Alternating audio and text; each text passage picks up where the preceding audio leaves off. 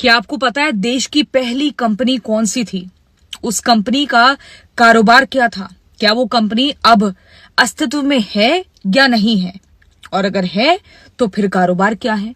सब कुछ मैं आपको बताती हूं, लेकिन पहले ये समझ लीजिए कि 2025 तक, जनवरी 2025 तक भारत में 28 लाख रजिस्टर्ड कंपनियों की जानकारी मिली है, जिसमें से 65% कंपनियां सक्रिय हैं, 35% निष्क्रिय हो चुकी हैं, 3.61% कंपनियां बंद हो चुकी हैं और 0.2% कंपनियां निष्क्रिय होने की कगार पर हैं।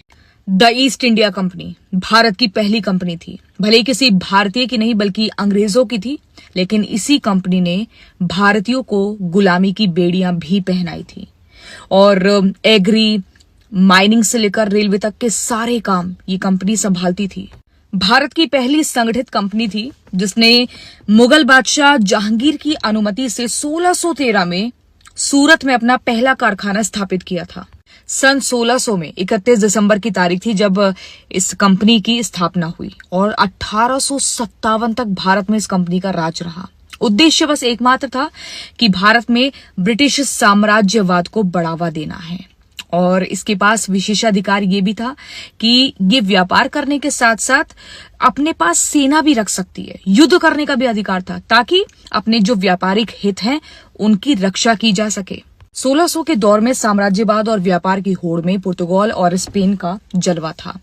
ब्रिटेन और फ्रांस थोड़े पीछे थे लेकिन धीरे धीरे दबदबा बना रहे थे। अब क्या हुआ, पुर्तगाल का नाविक वास्को डी गामा भारत आते हैं और उसके बाद जहाज में खूब सारे मसाले भरकर ले जाते हैं, जिसके बाद से एक बड़ा बदलाव होता है। उन मसालों की महक यूरोपीय देशों में पसर जाती है और ठोस संपत्ति वास्को डी गामा ने वहां पर इन मसालों के जरिए अर्जित की, जिसके बाद से ये भारत की संपन्नता थी। यूरोपीय देशों ने, साम्राज्यवादी ताकतों ने दबदबा बनाना शुरू कर दिया।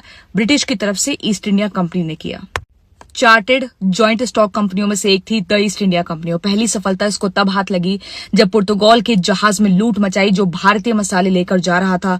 900 टन मसाले लूट लिए जाते हैं और ये उस समय ऐसी कंपनी थी कि कोई भी इन्वेस्टर उसका हिस्सा बन सकता था। लूट का 300% जो मुनाफा है वो इन्वेस्टर्स में बांटा गया। भारत को गुलाम बनाने वाली इस कंपनी को भारतीय मूल के निवासी संजीव मेहता ने 2010 में $15 मिलियन में खरीद लिया था, यानी कि 120 करोड़ रुपए में।